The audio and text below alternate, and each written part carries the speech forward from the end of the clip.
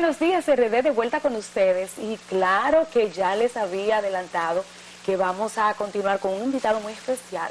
Él es economista, es francés y muy aplatanado dominicano y nos acompaña hoy Henry Geffrard. Un placer estar aquí contigo. Para mí también. Henry, lo conocemos hace tanto tiempo, ¿verdad? No vamos a hablar de años. Unos añitos. Unos añitos. Era muy colaborador de Jackie Núñez del Risco. Sí, la verdad. ¿Desde entonces te quedaste acá? Mira, la verdad que fue mi maestro en la televisión. Yo tuve mucha suerte, de verdad, porque fue un tremendo profesor. Así es. Y yo sé que lo ha sido de mucha gente. Así es. Siempre es muy emotivo hablar de Jackie. Ya lo creo, bueno. Aquellos viejos tiempos, pero bueno. Señores, la verdad es que mi preocupación en términos económicos de lo que está ocurriendo en el país me llamó a mí a llamar a Henry, que es un experto en economía, y qué bueno. Henry, estamos viendo que nuestra economía florece y crece y crece y crece, pero siempre hay problemas. Yo quisiera que tú le expliques a la gente en qué consiste que nuestra macroeconomía está siempre estable y en crecimiento, mientras que la gente no siente ese bienestar. ¿Cómo no? Mira, primero, el año pasado ha sido un año bastante distinto a lo que acostumbraba a ser la economía dominicana. Prácticamente es como si hubiésemos tenido un doble año 2023. Durante el primer semestre, un desempeño económico muy débil. El crecimiento fue apenas 1.2%. Y por lo menos crecimos, porque la mayoría de las economías decrecieron. Mira, efectivamente, por lo menos se logró crecer, pero creció muy por debajo de lo que era la expectativa del presupuesto, un 5%. La expectativa era como un 6%. Como un 5% para el presupuesto 2023, y ese fue el desempeño más bajo de la economía dominicana desde el año 2009, claro, haciendo caso omiso del año 2020, claro, por lo del COVID. En abril del año pasado, frente a esta situación de una muy fuerte ralentización de la economía, lo cual quiere decir que algunos sectores, como turismo, zona franca, estaban creciendo, pero otros, como manufactura local, construcción especialmente, estaban ya con crecimiento negativo, o sea, se estaban cayendo, la minería se estaba cayendo. Perdón que te interrumpa, Henry, pero me gustaría como también explicar un poco el hecho de que nuestra economía descansa sobre servicios, como en el caso del turismo, en el caso de las zonas francas, las remesas, pero ese dinero que entra por concepto de esos rubros no necesariamente enriquece al país. ¿Cómo se puede comparar eso? Mira, el 2020, pienso yo, cayó para siempre a la gente que decía que el turismo no dejaba nada en el país. Señores, tenemos que recordar, abril, mayo, junio del año 2020, la República Dominicana cerrada. Así es. Entraron 9 turistas. Mientras estábamos cerrados. Mientras estábamos cerrados, entraron apenas 9 turistas. Eso es un fenómeno, porque casi ningún país puede decir eso. Y además de eso quería decir que entonces ya no había negocio, la gente estaba sin trabajar. Los campesinos descubrieron que su principal mercado de exportación es el turismo, porque una peculiaridad del mercado turístico de la República Dominicana es que el 85% de lo que consumen los turistas en alimentos y bebidas se produce en el país. Sin esta producción local de agricultura, de agroindustria y de otros productos industriales, el turismo no hubiese tenido la posibilidad de ser ese tan competitivo. Por eso, el tema cuando se habla de zona franca, se lo quiere ver como probablemente lo fue en algún momento, hace 20, 25 años atrás, cuando el 80% de los que exportaba era textiles con muy poco valor agregado. Exacto. Entonces era más lo que tú dices, una economía de servicio. Hoy en día no, hoy en día tenemos zonas francas que cada mes están alcanzando un nuevo récord, 8.000 millones de dólares el año pasado se logró exportar, y tú ves la composición, esos son rubros manufactureros de cada vez más valor agregado. La República Dominicana se ha convertido hoy en día en el top 10 de la fabricación de dispositivos médicos, medicinas y todo eso, que es una historia muy exitosa, porque cuando tú vas a esas fábricas que están tenemos zonas francas en 28 de las 32 provincias del país. Donde está una zona franca, Si cierra la zona franca, prácticamente cierra el pueblo, porque tiene un impacto muy importante en la comunidad. Y tú vas a esas empresas que hacen dispositivos médicos, el 99.5% de la mano de obra son jóvenes profesionales dominicanos y dominicanas, lo cual muestra que ha sido posible hacer esta transformación de algo que era muy de servicio de poco valor agregado, sí, a tener fuerte valor agregado. Toma el caso del tabaco dominicano. Ay, sí, hay dos. El tabaco dominicano, tú estás hablando de 1.200 millones de dólares de exportación, y con la ventaja que entonces ahí tiene otro impacto positivo, porque la materia prima es auténticamente dominicana y le permite tener entonces un mejor valor agregado. Entonces eso explica el crecimiento. Entonces eso es lo que explica el crecimiento, porque mira, sin producción local no puede haber este crecimiento. Entonces yo creo que esto es muy alentador, ver que efectivamente gran parte de este crecimiento, contrariamente a lo que fue el discurso ambiente hace quizás 20, 25 años atrás, no se pensaba, no, mira, la República no va a dejar de producir y se va a concentrar en la economía de servicio. Pues mira, el turismo, detrás del turismo hay toda una serie de sectores productivos que te permiten ser competitivo. En la parte de manufactura lo mismo. La parte agrícola fue fundamental durante el COVID. Aquí, a diferencia de muchos otros países, no tuvimos problema, penuria de alimentos. Así es. No hubo escasez de alimentos. De hecho, República Dominicana tiene, yo escuché con mucha atención tus comentarios sobre esta crisis espantosa de Haití. República Dominicana es uno de los pocos países que tiene la responsabilidad de alimentar 3 o 4 países. La República Dominicana, el turismo, sí, Haití y algunos mercados de exportaciones donde, mira, muchas de las islas del Caribe hoy en día compran muchos alimentos producidos en la República Dominicana. Entonces, eso te muestra que ha habido una transformación en los pasados 20 años, pero que efectivamente la tarea todavía pendiente, a pesar de algunas mejoras que se ven, es que este crecimiento tenemos que asegurarnos de que realmente le puede estar llegando más a la gente. Ese es un asunto primero de equidad, de justicia social, pero de misma sostenibilidad del sistema. Porque no es verdad que la República Dominicana podrá seguir creciendo 20 años más de este modo sin que todo el mundo participe o reciba los frutos del crecimiento. Es la razón por la cual, lejos de estar asustado por el tema de la reforma o de las reformas, yo entiendo que por eso hay que crear esta narrativa de que las reformas son tan necesarias ahora como lo fueron hace 30 años atrás. Espérate, porque yo sí que estoy asustada con ese anuncio de posible reforma fiscal. Pero, entonces, ahí vamos. El punto es saber qué tipos de reformas se van a hacer.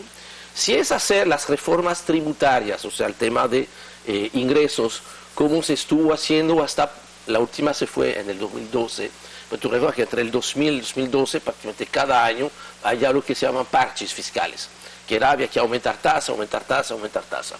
Hoy en día está en un momento donde el planteamiento de una buena reforma, si bien obviamente el objetivo de la reforma es lograr que haya mayores ingresos para permitir mayor inversión, por ejemplo, en el sector salud, donde no hay suficiente dinero, la forma de hacerlo esta vez no es aumentando tasas. ¿Y cómo entonces? Bueno, mira, resolviendo una serie de situaciones que no son aceptables. Vamos a tomar el tema de la informalidad, el tema de la evasión, el tema de las pérdidas eléctricas. Vamos a tomar solamente 3 o 4 ejemplos. En el caso del ITEVIS, que tiene una tasa relativamente alta, si comparamos con la tasa en los países del área, 18% y 16% para algunos alimentos procesados. Hoy en día, la evasión del ITEVIS, según datos que compartió la Dirección General de Impuestos Internos, anda entre un 40 y un 45%. No. Y yo me imagino, Henry, que eso tiene que ver con comunidades que ya se han denunciado también que no están pagando ITEVIS, que no están reflejando. Es muy amplio el espectro. Es muy amplio el espectro. También tiene que ver con que la informalidad laboral también es altísima. Siempre se habla de que la informalidad anda entre el 58 y el 51%, que es muy alto, pero realmente es más alta de ahí, porque dentro de esta cifra está el sector público, que por definición es formal. Si nos enfocamos solamente al sector privado. Disculpa, Henry, siempre te interrumpo, perdona, pero, que me van surgiendo inquietudes. También se ha dicho en algún momento que los haitianos no son una carga para República Dominicana porque como trabajan, al final pagan impuestos. Entonces, como que la mayoría de ellos que están en situación irregular, al final no tienen que cotizar porque se les paga de manera informal. ¿Cómo tú ves esa parte? No, obviamente, mira, eso es parte de esta informalidad con la cual no se puede seguir avanzando. Okay. O sea, tú no puedes, no podemos seguir avanzando con 45% de evasión y TEVIS, 66% de informalidad laboral en el sector privado. En el sector privado, de cada 3 empleos, uno solo es formal. ¡Wow! Pero es increíble. Entonces, esas son situaciones que hay que cambiar. En el impuesto sobre la renta, tanto personas como sociedades, se estima una evasión que probablemente no baje del 60%. Tomamos el tema del sector eléctrico. Es inaceptable seguir teniendo que el 40% prácticamente de la electricidad que compran las EDES o no se facturan o no se cobran. Ni los ricos muy ricos quieren pagar, ni los pobres muy pobres quieren pagar. Esto es parte de lo que hay que lograr cambiar. Si tú logras disminuir la informalidad, si tú logras disminuir, como lo han hecho otros países que estuvieron en las mismas situaciones de la República Dominicana, bajar, aunque sea a la mitad, esas cifras, pues tú tienes el espacio para, a la vez, aumentar los ingresos y bajar las tasas. Yo creo como que al final lo que vemos es que el gobierno prefiere entonces apretar la tuerca por otro lado y como que no se mete mucho con esas partes que tú estás mencionando que son bien neurálgicas y que serían fáciles de resolver, por decir, en teoría. Pudo haberse cierto, eso, ser cierto, pero hoy en día tú no tienes opciones. O sea, si tú quieres realmente que la República Dominicana pueda seguir escalando. El año pasado, a pesar de todas las situaciones, ya el tamaño de la economía dominicana ya superó a la economía de Puerto Rico y a la economía de Ecuador. Que ese es un logro. Ahora, ¿de qué me sirve esto si yo tengo un 20, 30, 40% de la población que no está recibiendo eso? Entonces, y para poder recibir eso, para sentirse parte de eso, necesita tener más empleos formales, necesita tener mejores salarios, se necesita, al tener una producción mayor, tú tienes entonces costos más bajos y tú tienes entonces precios más bajos y tener entonces servicios públicos, que el gasto público es fundamental para resolver las desigualdades. Tú no resuelves las desigualdades a través del impuesto. Okay. Claro, tú tienes que cobrarle más impuesto al que genera más dinero. Eso es equidad. Lógico. Eso es equidad vertical. Ahora, para resolver las desigualdades, tú necesitas que desde el Estado haya una ejecución suficiente y de buena calidad. Se ha avanzado, o sea, la República Dominicana no es la misma de hace 10 años, de 15 años, de 20 años atrás. Hace un poco más de 30 años atrás, la República Dominicana emprendió un programa de reformas estructurales importantes, que son las que han permitido este crecimiento que tuvimos prácticamente de más de 30 años. De manera sostenible. Este modelo ya se acabó, porque eso era una respuesta a la situación de República Dominicana de hace 30 años. Ahora, yo creo que gane quien gane las elecciones, va a tener una responsabilidad histórica de crear esta narrativa que permita a la sociedad lograr acuerdos básicos en estas grandes... Todo el mundo entiende que hay que hacer reformas porque tenemos que asegurarnos de que haya más y mejor crecimiento, que haya más y mejor seguridad social. O sea, todos sabemos que si no reformamos, si no modificamos el tema de pensiones, dentro de 10 años está ya un problema, porque hoy en día la matemática no da. Y un sistema de pensión, su único propósito debe ser propiciar, garantizar pensiones dignas a los empleados. ¿Y qué es una pensión digna? Son 3 elementos nada más: lograr que uno se pueda pensionar con un 70% de su salario de referencia, sea cual sea la referencia, de que haya una protección frente a la inflación, o sea, que esas pensiones se puedan con el tiempo protegerse de la inflación, y tres, que tú tengas un seguro médico que te garantice los accidentes de la vida que hay en tu etapa final de la vida. Claro.